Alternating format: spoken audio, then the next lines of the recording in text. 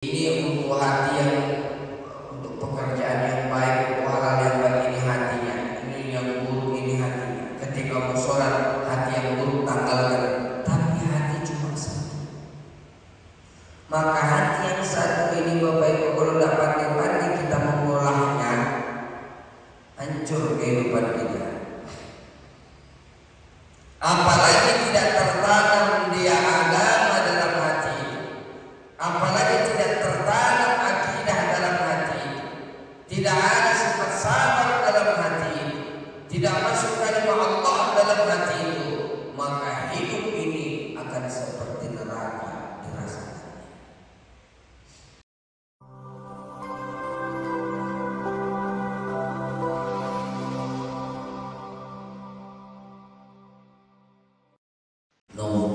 Bismillahirrahmanirrahim. Bismillahirrahmanirrahim. Assalamualaikum warahmatullahi wabarakatuh.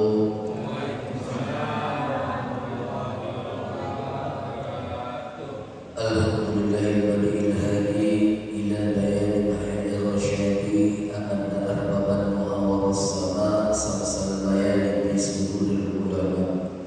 Asyhadu an la ilaha illallah wahdahu la syarika lah wa asyhadu anna Muhammadan abduhu wa rasuluhu sallallahu alaihi wasallam. La ilaha illallah. Selalu tanamkan rasa syukur kehadiran Allah atas segala nikmat yang masih Allah titipkan kepada kita, bil khusus nikmat iman dan nikmat Islam. Bersalawat salam kepada Rasulullah sallallahu alaihi wasallam. Allahumma shalli ala sayyidina Muhammad wa ala ali sayyidina Muhammad. Mudah-mudahan kita semua mendapatkan syafaat beliau, amin ya rabbal alamin. Bapak Ibu hadirin sidang yang dirahmati Allah, dalam sebuah hadis Rasulullah menyampaikan, man lam yadkhul fil jannati dunya wa lam yadkhul jannata fil akhirah. Siapa yang tidak masuk, yang tidak dapat dia surga di dunia, lam yadkhul jannata fil akhirah, maka dia tidak akan mendapatkan surga di akhirat. Jadi apa surga di dunia ini? Apa surga di dunia ini?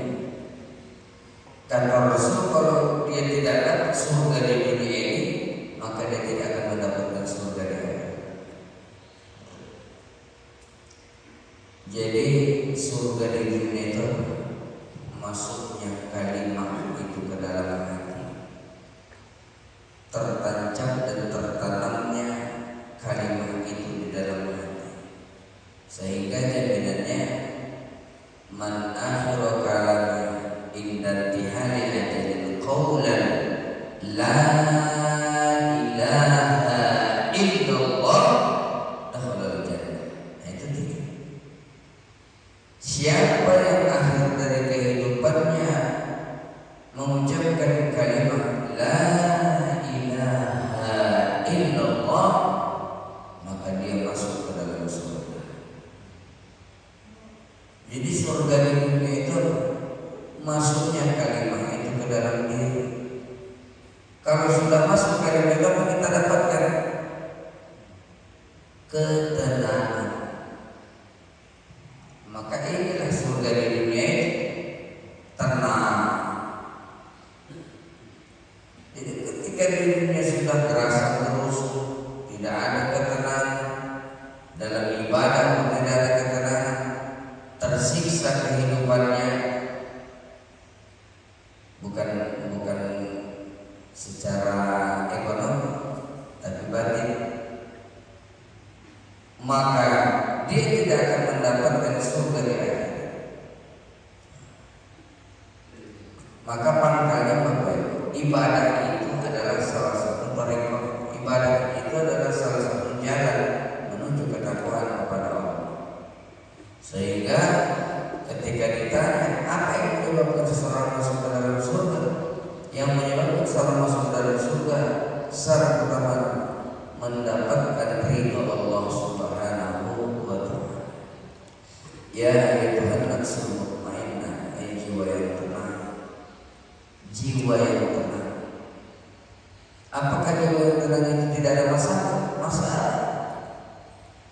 akan bermasalah dengan ekonominya, dia akan bermasalah dengan lingkungannya, dia akan bermasalah dengan keluarganya. Itu masalah dunia yang tidak bisa kita hindari. Masalah-masalah dunia, benturan-benturan yang tidak akan bisa kita hindari. Kenapa? Namanya kita hidup, dan itu adalah bagian daripada perjalanan hidup. Bila bersin, sakit kepala, itu kan perjalanan hidup, Pak. Tapi kalau setiap saat, setiap detik, setiap waktu dia sakit, itu apa?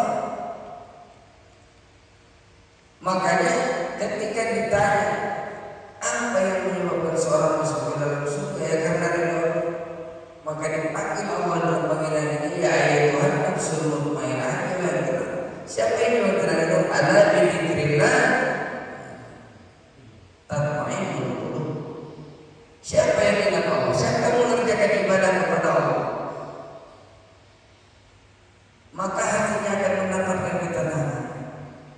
Maka hatinya akan menjadi luas. Maka kalimat itu kalau sudah masuk, sangat senang, sangat luas. Tidak ada lagi pembatas di situ. Maka kalau kita lihat Bapak Ibu, orang-orang alim, para ulama-ulama kita dulu tenang dalam kehidupan, tenang dalam kehidupan. Bukan berarti dia tidak mendapatkan masalah. Bahkan kadang-kadang kita bisa membandingkan kehidupan kita dengan para ulama. Enak lagi kehidupan kita. Mereka begini sempit ekonominya, tapi mereka bisa menikmati hidup. Dengan keadaan yang demikian, mereka bisa mendapati ketenangan hidup. Salah satu ketenangan hidup itu apa? Tidur nyenyak, makan enak, kan? Kan itu Bapak Ibu. Tidur enak, makan enak, itu termasuk ketenangan hidup. Kalau makan misalnya sudah bermasalah kita, apakah masih masuk dalam ketenangan? Lihat sate kambing takut, lihat opor ayam takut, lihat es takut. Apa masih ada ketenangan di sini? Sudah banyak nikmat-nikmat yang dicabut dan diambil oleh Allah Subhanahu wa Ta'ala. Tapi ketika sudah terhujung kalimat itu di dalam la ilaha illallah, maka hidup itu akan menjadi luas. Tidak sempit lagi. Sama tetangga tak bermasalah. Tidak ada lagi sifat kebencian memandang orang. Makanya Bapak Ibu, membenci orang itu tak boleh. Kita benci apa sifatnya. Kalau orangnya tak ada hak kita untuk membenci orang, itu kadang-kadang musuhan sampai dan teguran bertahun-tahun. Coba deh. Ketika hati lapar, yang satu dengan yang lain, indah kehidupan. Tapi cobalah ketika hati sakit. Oh, jamaah Darussalam mau mengadakan jalan-jalan tour religi ke Bukit Tinggi. Siapa bertanya? Siapa-siapa kita yang pergi? Siapa? Kalau ikut siapa baiklah. Kalau sudah ikut sampai seperti itu, masuk hati yang seperti itu, alangkah sempitnya dunia. Kita akan berangkat naik bus yang 48 yang 49 bangku. Kalau siapa ikut, tidak ikutan. Sempit ini. Bayangkan bagaimana keadaan kita kalau saling membenci, tiba-tiba bertemu di pematang sawah. Apa yang terjadi? Maka dikatakan dalam salah hadis, kaifa yatafarraqu lil ibad laisa laka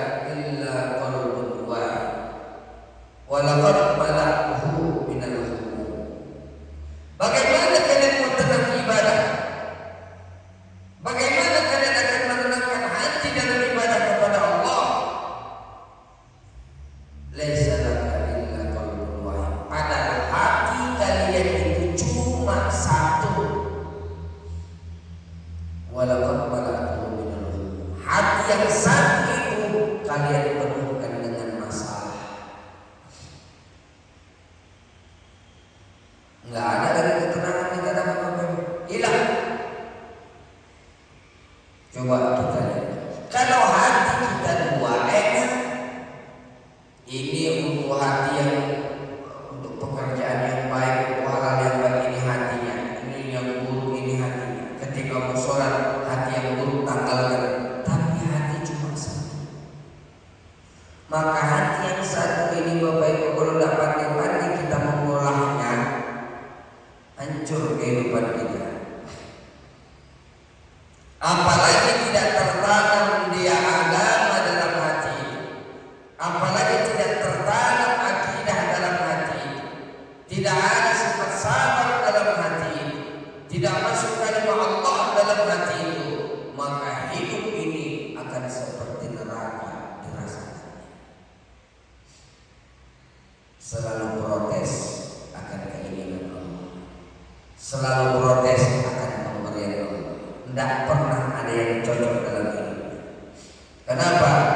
Dia ingin A, Allah ingin B. Dia tidak sadar bahwa apa yang Allah berikan kepadanya jauh lebih baik daripada apa yang diinginkan. Maka kita ambil anekdot yang pernah disampaikan oleh almarhum Kiai Haji Jainuddin. Ada seorang yang dia berjalan-jalan, dia lihatlah di sekelilingnya, dia lihat pohon beringin besar batangnya, tapi buahnya kecil-kecil. Sementara dia lihat batang semangka, pohonnya kecil, buahnya besar-besar. Timbul otaknya, dalam otaknya, Allah itu bukan pencipta yang hebat. Pohon beringin yang besar, buahnya kecil-kecil, sedangkan semangka pohonnya kecil, buahnya besar-besar. Tidak mantap Allah itu.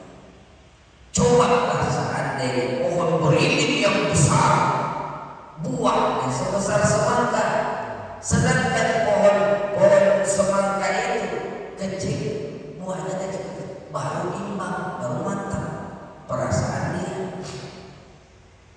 Letih dia Bapak Ibu berjalan-jalan keliling, tertidur dia pas di bawah pohon beringin itu. Begitu dia tidur, jatuh buah beringin tadi pas di kepalanya, pom. Di situ terbangun dia, baru sadar memang Allah itu hebat.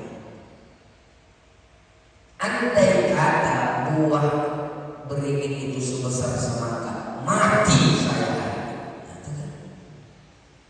Jadi apa yang kita anggap Allah itu tidak hebat, itu nafsu kita, nafsu kita. Makanya ketika bicara keimanan, nafsu padamkan, Allah hadirkan. Coba bagaimana kita mau menghadirkan Allah? Mengenalnya saja tidak. Bagaimana kita ingin menghadirkan Allah? Mengenalnya saja kita tidak. Itu hati-hati.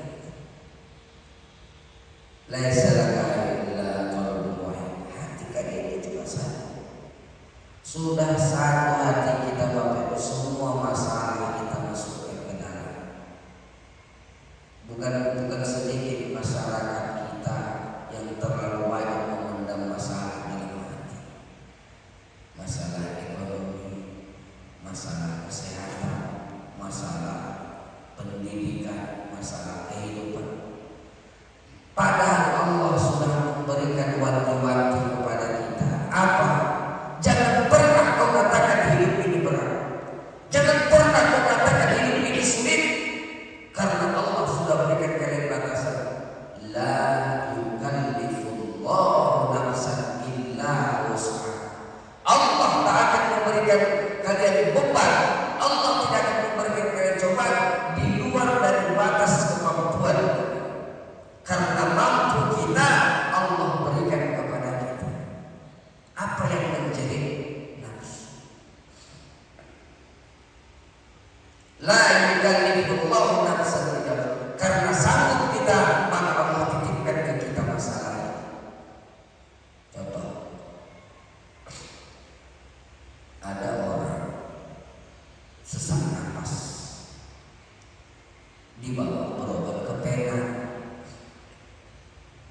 Yang satu sesak napas juga, dia dipinang.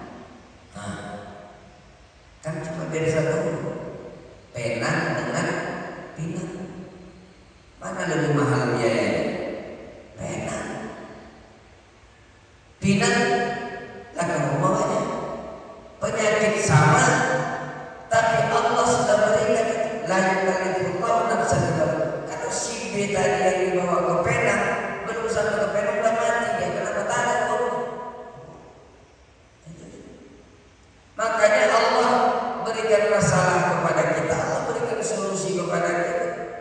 Maka setiap kau punya masalah, datang kepada Allah, munajat kepada Allah, minta kepada Allah. Masalah yang kita jalani itu semua datang, dan Allah tidak akan memberikan masalah kepada kita kalau tidak ada solusi. Maka semua itu permainan hati kepada Allah Subhanahu wa Ta'ala. Walaupun tidak usah kita penuhkan dari masalah hati. Sudah terlalu banyak masalah dalam hati. Makanya kadang-kadang karena terlalu sempit hati kita, Bapak Ibu, tidak bisa menikmati hidup. Makanya dikatakan Rasul tadi, siapa yang tidak mendapatkan surga di dunia, lam yadkhulul jannata fil akhirah. Tidak akan dapatnya surga di akhirat. Tenang kita ibadah itu surga. Tenang kita makan itulah surganya. Tenang menjalani kehidupan itulah surganya. Makan tidak tenang, istirahat tidak tenang, menjalani kehidupan tidak tenang.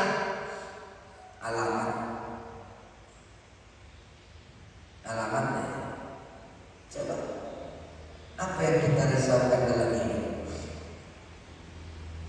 Rezeki sudah Allah jamin. Rezeki bukan uang, Bapak. Rezeki sudah Allah jamin, dan rezeki kita tidak akan tertukar. Rezeki kita tidak akan pernah nyasar. Kita tidak bicara uang, tapi kita bicara rezeki. Setiap makhluk yang Allah ciptakan telah dibuat perjanjian ketika di alam rahim, bikat rezeki wa ajali wa amali sakiyun aw sahih. Rezekinya sudah Allah tentukan, ajalnya sudah Allah tentukan, kehidupannya sudah Allah tentukan. Sakiyun aw sahih, apakah dia menderita atau dia bukan ditetapkan. Jangan salah, itulah kita mengkaji qada. Tergantung lagi kita, pilihan itu bagi kita. Maka ikhtiar itu adalah pilihan kita. Jangan menemukan masalah dalam kehidupan, tidak ada gunanya. Bahwa manusia setiap yang hidup pasti akan ada masalah. Oke, pasti. Namanya orang hidup. Sedangkan mati saja kita akan bermasalah. Jangan Bapak Ibu pikir masalah itu tidak ada ketika kita mati. Di dunia kita tidak mau menyembah Allah, hidup dengan aturan kita, tidak mau dengan aturan Allah, hidup ini dengan kehendak kita, tidak mau dengan kehendak Allah. Maka nanti ketika kita mati, jangan anggap masalah itu akan selesai. Masalah makan, oke selesai. Masalah tempat tinggal, oke selesai. Masalah keluarga, oke selesai. Masalahmu dengan Allah, di situ baru dimulai. Maka kalau sekarang tidak mau sholat, tidak usah. Tidak mau beribadah, tidak usah. Tidak mau rukun dengan tetangga, tidak usah. Tidak payah kehidupan seperti itu. Ketika kau meninggal dunia, kita kembali ke alam akhir, alam kubur. Disitulah baru akan dimulai babak berikut dari kehidupan. Di situ baru mempertanggungjawabkan apa yang Allah amanahkan kepadamu saat ini.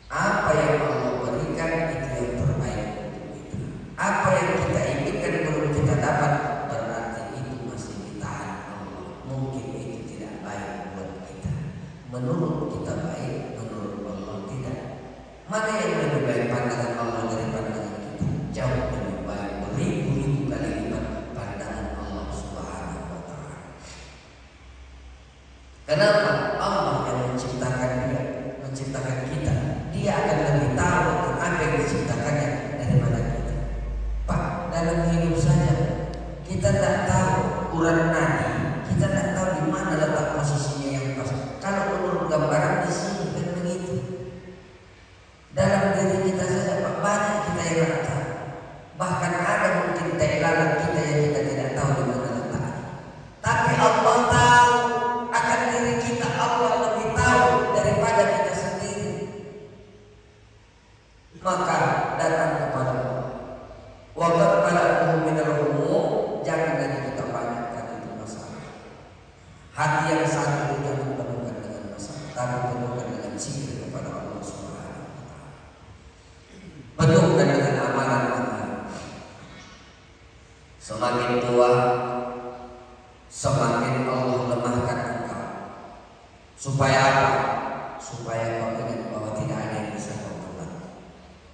Semakin tua, semakin Allah buat kau payah berjalan. Supaya apa? Supaya kau lebih banyak untuk duduk beramal.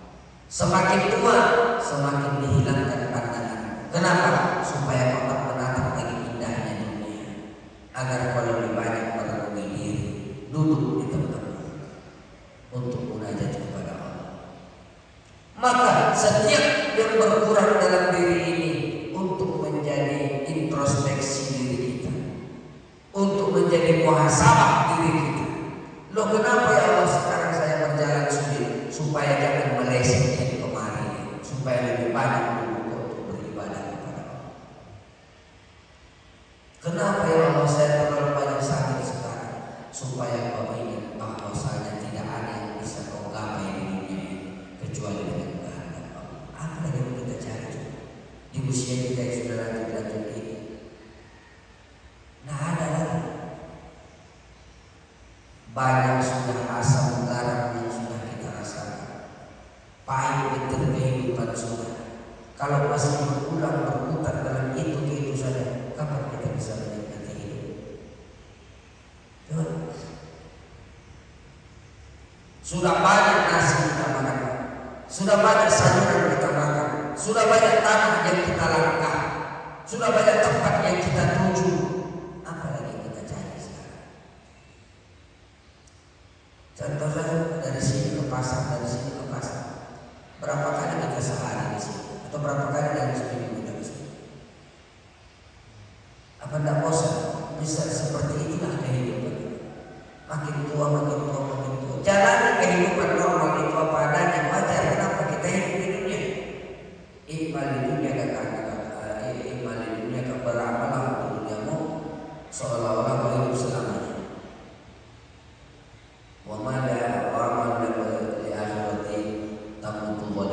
Jadi kalau beramal kalian untuk mengingat akhirat, bahwa seolah-olah kita akan mati besok.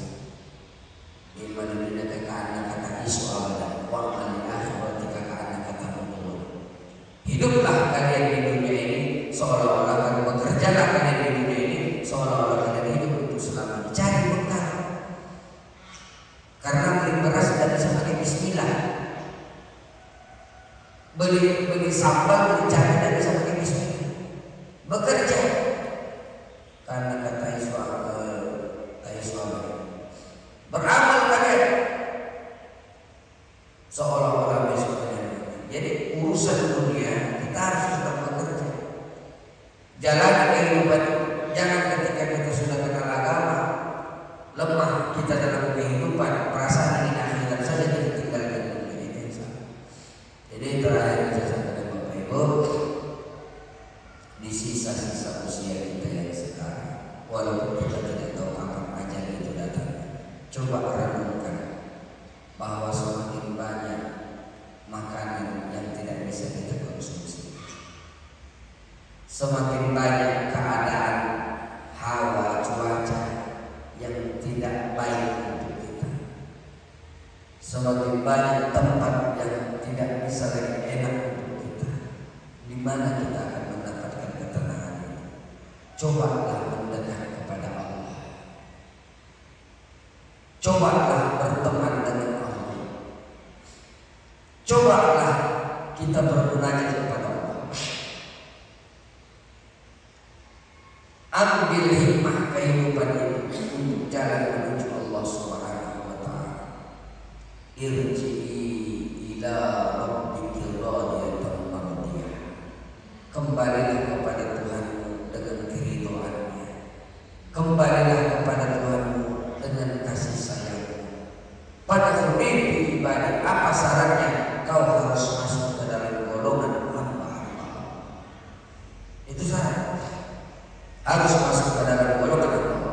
wadkhulil jannah. Kalau kau sudah masuk dalam golongan Allah, wadkhulil jannah, kau akan mendapatkan surga. Bukan sholatmu, tapi karena ridho Allah Subhanahu wa taala. Ilahi anta maksudi wa ridhoka matlubi. Inilah tujuan. Jadi mudah-mudahan Allah berikan kita hidayah, Allah terangkan jalan kita untuk kembali kepada Allah Subhanahu wa taala. Jam 6 pas, mudah-mudahan memberikan motivasi dalam kehidupan kita untuk selalu dekat kepada Allah. Banyak salah